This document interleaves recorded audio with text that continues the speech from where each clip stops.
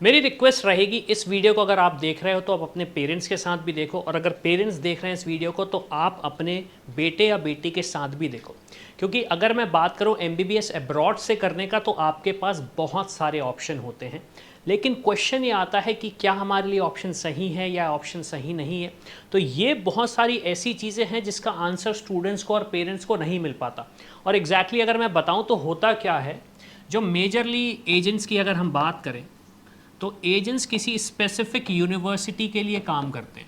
वो किसी specific university के लिए काम करते हैं और उस स्पेसिफिक यूनिवर्सिटी के लिए वो बोलते हैं कि भाई ये सारी चीज़ें अच्छी हैं, आप यहाँ चले जाओ, यहाँ चले जाओ, ये यूनिवर्सिटी अच्छी है, ये यूनिवर्सिटी ही अच्छी है। और बाकी जो दूसरी यूनिवर्सिटी है जो उसके कंपैरिजन में मान लो अच्छी हो सकती है, लेकिन उनके बारे में या तो आपको इन्फॉर्मेशन देते नहीं है या फिर उसके लिए मिसगाइड करते हैं स्टूडेंट्स को, उसके लिए मिसगाइड करते हैं स्टूडेंट्स को।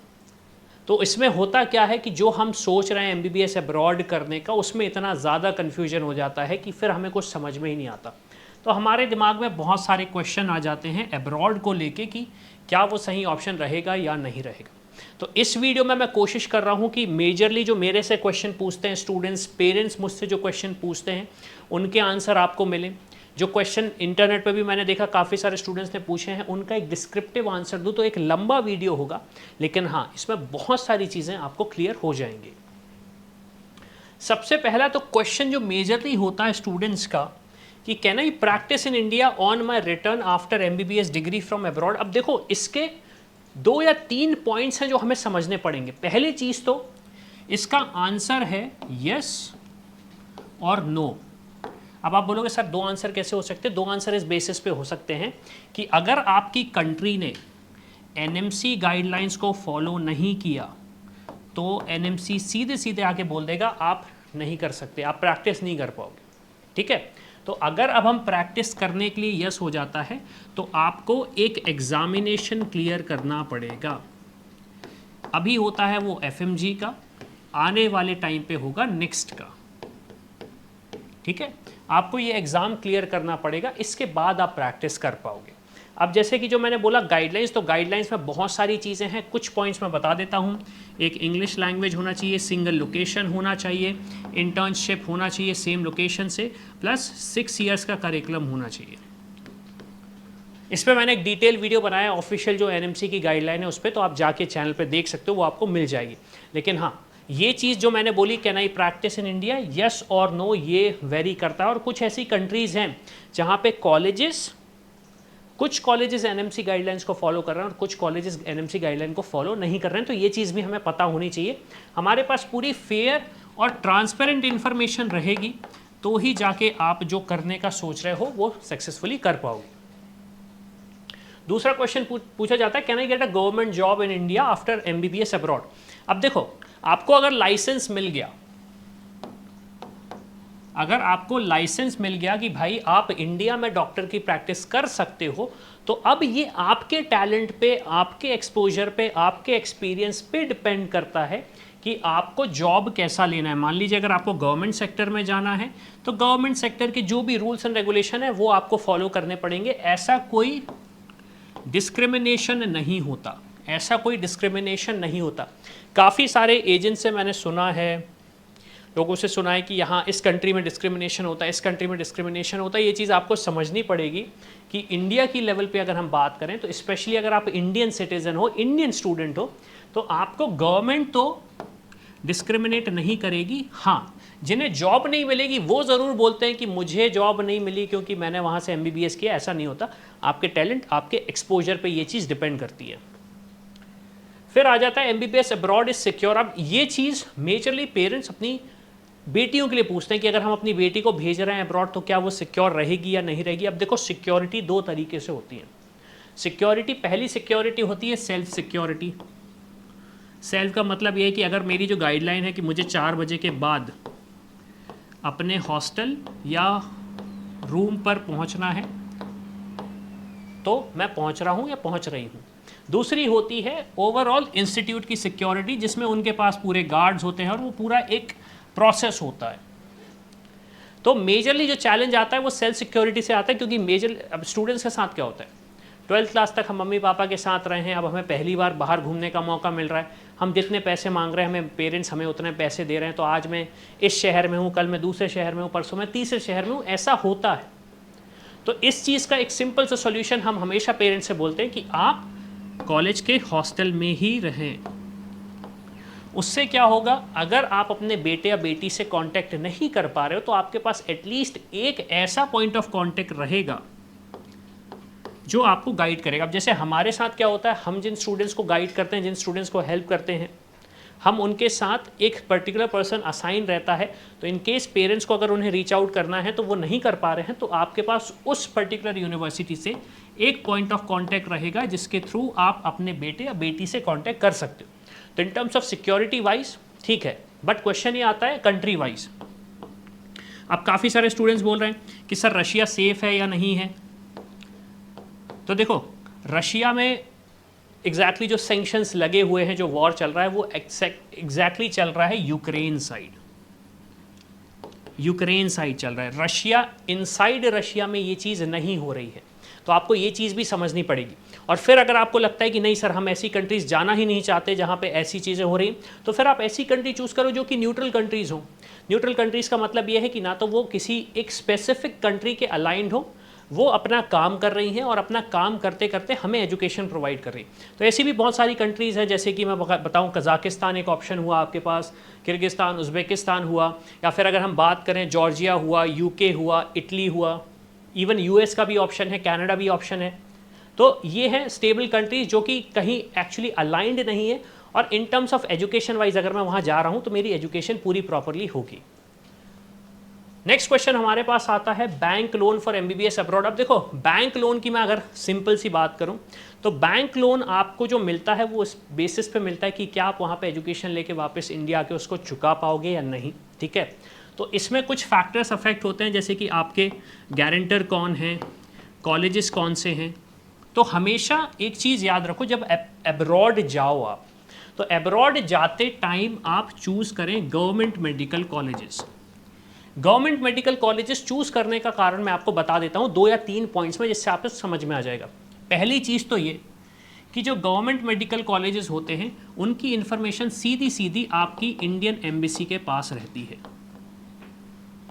उनके पास उनके पूरे डिटेल्स रहते हैं, इंडियन एम्बेसी के पास और पर्टिकुलर उस कंट्री की एम्बेसी के पास वो डिटेल्स रहते हैं। तो उससे क्या होता है, अगर कोई बैंक हुआ तो वो ईजिली एम्बेसी से कांटेक्ट करेगा और उसको इन्फॉर्मेशन मिल जाएगी कि ये इंस्टीट्यूशन सही है या नहीं। दूसरी चीज़, गवर्नमेंट इंस्टीट्यूशन को चूज़ करने का कारण ये भी है कि उन पे पूरे रेगुलेशंस लगते हैं, जैसे कि इंडिया के गवर्नमेंट कॉलेजेस में लगते हैं। तो उससे होता ये है कि हमें पता है कि एग्जैक्टली ब्लैक एंड वाइट क्या होने वाला है।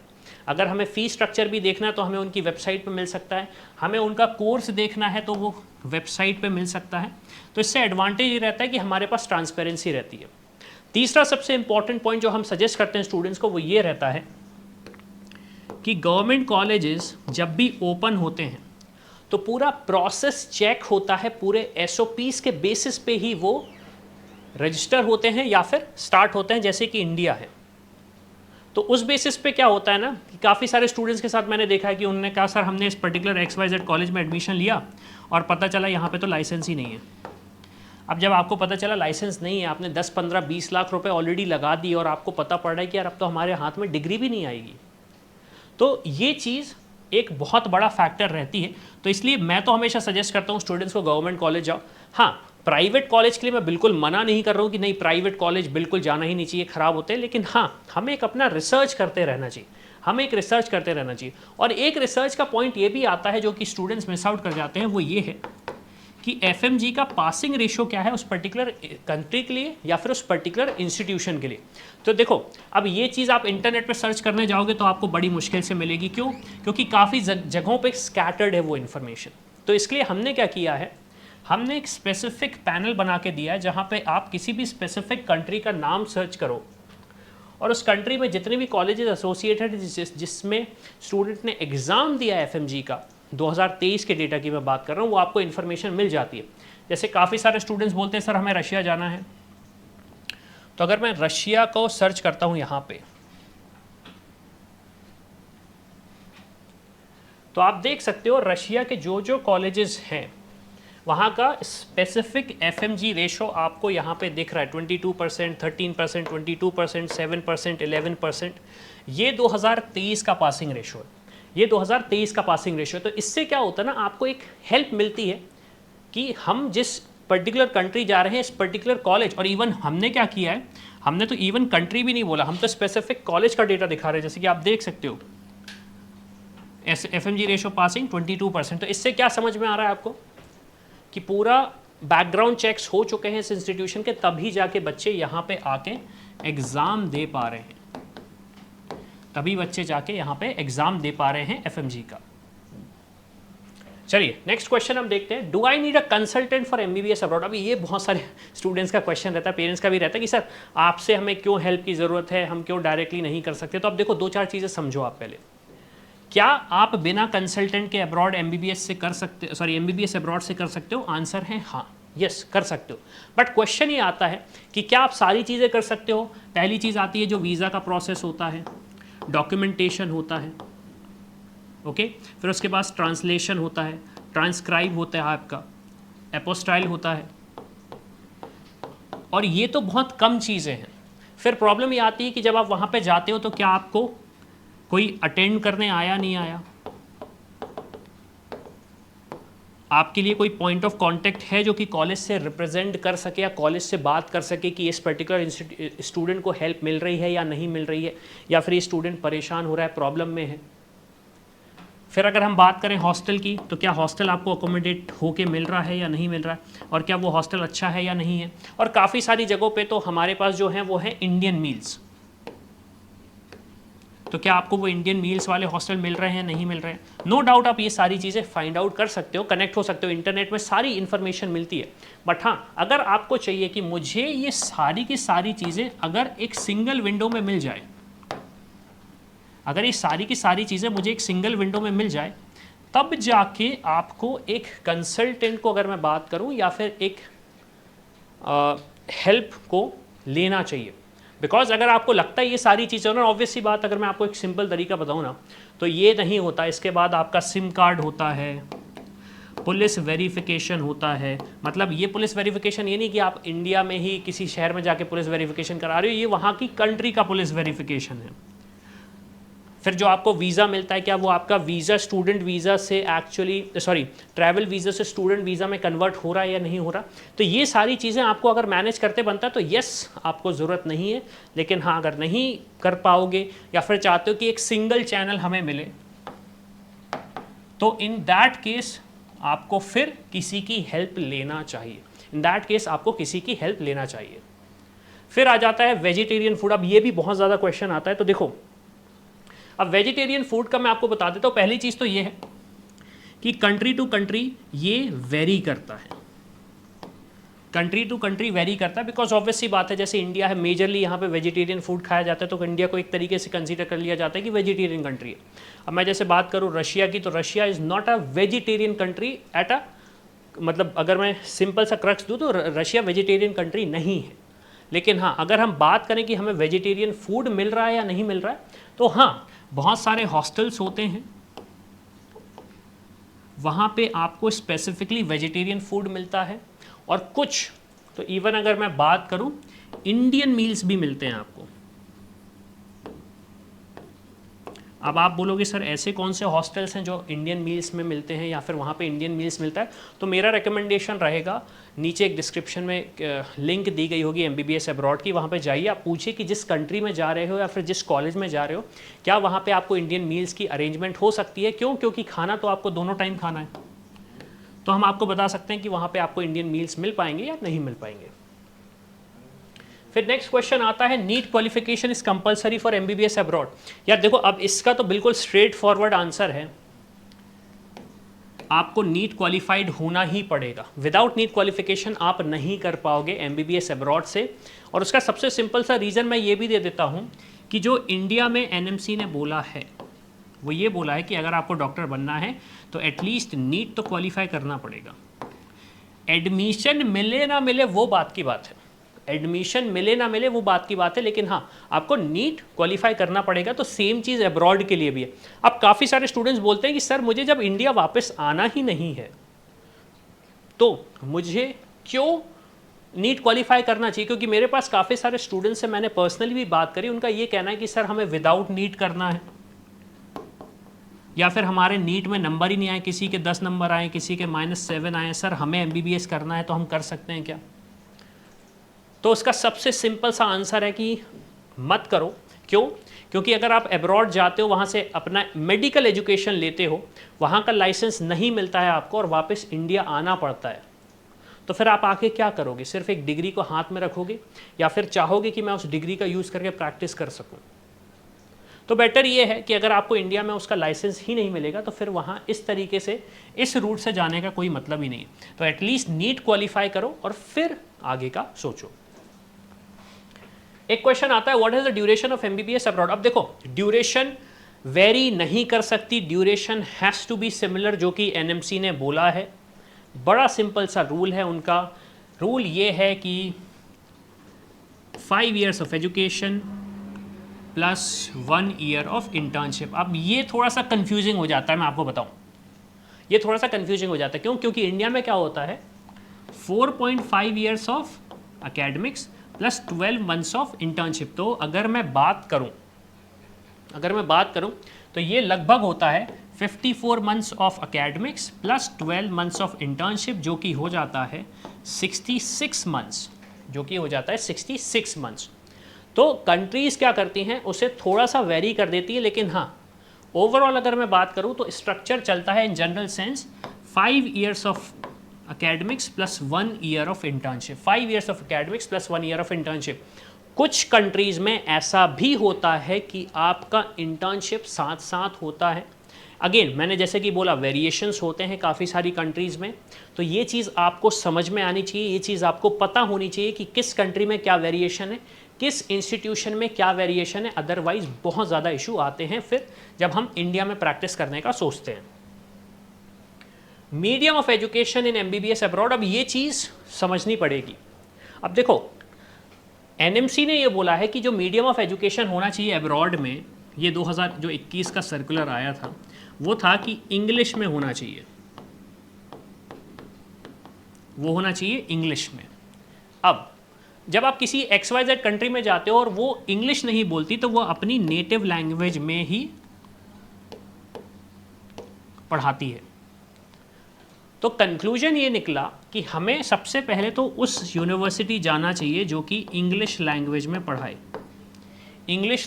पढ़ाए। अब कुछ कंट्रीज ऐसी भी होती हैं जहां पे आपको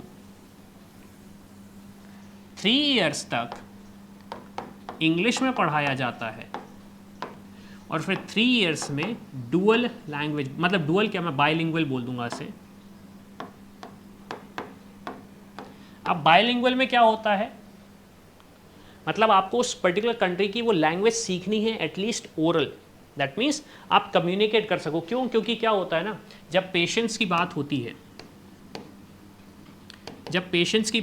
है तो पेशेंट्स तो अपनी नेटिव लैंग्वेज में ही बात करेंगे। वो ये थोड़ा ना बोलेंगे कि नहीं आप इंडिया से हो तो मैं आपसे इंग्लिश में बात करूंगा। बेचारे को कैंसर है और आप यहाँ पे बोल रहे हो भाई तुम इंग्लिश सीख के आओ तब जाके मैं तुम्हारा कैंसर ठीक करूँगा। ऐसा नहीं होता।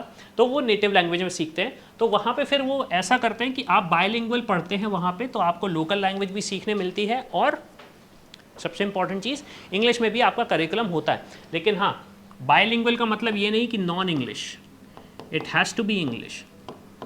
अब कुछ कॉलेजेस में ऐसा भी होता है कि भाई इंग्लिश वो पढ़ा रहे हैं वहाँ की नेटिव लैंग्वेज में, वहाँ पे पढ़ाई हो रही है नेटिव लैंग्वेज में और आपको वहाँ पे एक ट्रांसलेशन मिल रहा है, वहाँ पे आपको एक ट्रांसलेटर मिल रहा है जो कि आपको उस पर्टिकुलर लैंग्वेज से इंग्लिश लैंग्वेज में कन्वर्ट करके दे रहा है। तो ये चीज़ें अगेन मैं छोटी छोटी चीज़ें जो बता रहा हूँ, ये चीज़ हमें पता होना चाहिए। फिर नेक्स्ट आता है what should be the ideal budget for MBBS abroad. अब देखो MBBS अब्रॉड की अगर मैं बात करूँ आइडियल बजट की, अगर हम सोचें तो एक चीज़ याद रखो, आपकी tuition fees plus hostel and accommodation, मतलब हॉस्टल एंड फूड बोल दूंगा इसको, ठीक है, ये चीज़ तो फिक्स रहती है, ये आपको पे करना ही करना है। फिर इसके बाद आपका आ जाता है डॉक्यूमेंटेशन, वीज़ा और अदर मिसलेनियस, जो कि मैं बोल देता हूँ कि जो कि आपको वहाँ के ऑफिशियल्स या गवर्नमेंट को देने हैं। ये कॉस्टिंग लगभग फिक्स आती है। फिर उसके बाद जो एक्सपेंसेस होते हैं वो होते हैं आपके पर्सनल एक्सपेंसेस। तो एब्रॉड अगर आप जा रहे हो तो एटलीस्ट पर्सनल एक्सपेंसेस को 2 लाख पर एनम रख लो आप। ओके, कम भी हो सकता है, ज़्यादा भी हो सकता है, लेकिन हाँ आप ये समझ सकते हो 2 lakh rupees per annum, because आपको इंडिया फ्लाई भी करना पड़ेगा, इंडिया में फ्लाई भी करना पड़ेगा। तो ये चीज़ें आपको पता होनी चाहिए, ये चीज़ें आपको पता होनी चाहिए। तो आपका जो भी बजट है उसमें 2 लाख पर एनम का एक एडिशन कर दो, कम भी हो सकता है, लेकिन हाँ अगर मैं बात करूँ एक रफ फिगर तो लगभग 2 लाख रुपीज़ पर एनम का आप एक फिगर ऐड कर लो उसमें। फिर हम बात करते हैं who should opt for MBBS abroad. अब देखो ये बहुत इंपॉर्टेंट चीज़ है, इसका एक काउंटर क्वेश्चन भी है। काउंटर क्वेश्चन है who should not opt for MBBS abroad.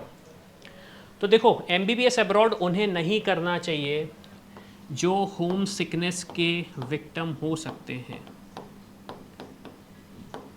ठीक है।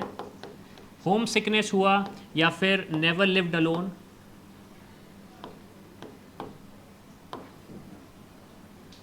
या फिर जो बिल्कुल भी प्रॉब्लम नहीं फेस कर सकते, जो बिल्कुल भी प्रॉब्लम फेस नहीं कर सकते, उनको बिल्कुल भी नहीं करना चाहिए MBBS अब्रॉड। मैं बड़ा सिंपल सा रीज़न इसलिए बोल दे रहा हूँ बिकॉज देखो अगर आप हमारे पास आओगे बोलोगे सर मुझे इस कॉलेज में एडमिशन चाहिए, मुझे इस कॉलेज में हेल्प चाहिए, हम आपको हेल्प करेंगे, लेकिन फिर पता चलता आप वहाँ जाते हो और आपके संडे को पूरा मार्केट बंद और आप बोल रहे सर मुझे भूख लग रही। तो ऐसी प्रॉब्लम्स को आपको खुद ही सॉल्व करना पड़ेगा। आप डॉक्टर बनने जा रहे हो तो आपको ये जो छोटी छोटी चीज़ें हैं ये खुद ही फिक्स करनी पड़ेंगी। ये सारी चीज़ें आपको हर कोई फिक्स नहीं करके देगा। हाँ नो डाउट हम आपको हेल्प करते हैं, हम आपको पूरा गाइडेंस प्रोवाइड करते हैं, लेकिन हाँ बहुत सारी चीज़ों में स्टूडेंट्स जब आते हैं बोलते हैं कि सर हमारे दरवाजे का लॉक नहीं लग रहा। तो ये एक ऐसी चीज़ें हैं जिसको आपको समझना पड़ेगा कि हर चीज़ आप अगर लेके आते हो तो फिर आपके लिए खुद एक प्रॉब्लम बन जाती है। तो अगर छोटी मोटी चीज़ें हैं जिसको आप सही नहीं सकते, हर चीज़ में प्रॉब्लम आपको लगती है, तो फिर आप प्लीज़ मत सोचो MBBS अब्रॉड का। मैं ब्लंटली इसलिए बोल रहा हूँ वीडियो में ताकि आपको ये चीज़ समझ में आ सके, आप खुद को एनालाइज कर सको। इसका काउंटर क्वेश्चन है who should offer MBBS abroad. अब MBBS अब्रॉड भी सिर्फ कुछ लोगों को ही करना चाहिए, जिसको मैं बता दे रहा हूँ। पहली चीज़ आपका ड्रीम है MBBS ही करना, भाई मुझे डॉक्टर ही बनना है। दूसरी चीज़ मुझे इंडिया में ही प्रैक्टिस करना है, मतलब मेजर चीज़ ये है कि मुझे इंडिया में ही प्रैक्टिस करना है, MBBS ही करना है। तीसरा मेरा बजट अप टू 35 लाख है, ठीक है। तीसरा मेरा बजट लगभग 35 लाख तक का है, उससे कम भी हो जाएगा, लेकिन हाँ इससे ऊपर नहीं जा पा रहा हूँ मैं, क्योंकि देखो इससे ऊपर जाओगे तो आपके पास मैं अभी ऑप्शन बता दे रहा हूँ 40 से 45 लाख रुपीज़ में आप केरला के MBBS कॉलेजेस में एडमिशन ले सकते हो प्राइवेट। ये लगभग एक फ़ीस आती है, स्ट्रक्चर आपको देखना पड़ेगा, लेकिन हाँ लगभग इतना खर्चा आता है 40 से 45 लाख का। तो ये चीज़ आपको समझनी पड़ेगी। तो अगर आपका बजट लगभग 35 लाख रुपए है तो चाहिए। और चौथी चीज़, आप अब ड्रॉप अफोर्ड नहीं कर सकते हो। प्राइवेट कॉलेजेस लाइक आपके पास बजट नहीं है ऑब्वियसली, और गवर्नमेंट कॉलेजेस के लिए आपके मार्क्स नहीं है। तो इन पर्टिकुलर रीजंस की वजह से मैं कहूँगा कि अब आपके पास एक ऑप्शन जो आ जाता है वो MBBS अब्रॉड का सही ऑप्शन है। MBBS अब्रॉड का वो ऑप्शन सही है, आप उसको ऑप्ट कर सकते हैं। तो होपफुली मैंने सारे क्वेश्चंस का आंसर दिया हो। कुछ क्वेश्चंस ऐसे भी होंगे जिनका आंसर आपको नहीं मिला होगा, तो प्लीज़ मेरी रिक्वेस्ट आपसे ये है कि यार आप हमें रीच आउट करो।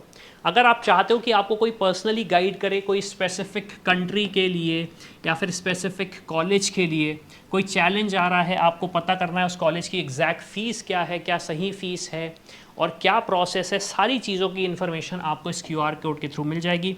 फिल करिए, हमारी टीम से डिस्कस करिए, बात करिए क्या आप प्लान कर रहे हैं। तो इसी के साथ मैं हूं अविनाश, मेरा काम है रास्ता दिखाना, उस पर चल के डॉक्टर बनना आपका। I hope you like this video. For more such videos, keep watching our channel and do not forget to like, share and subscribe.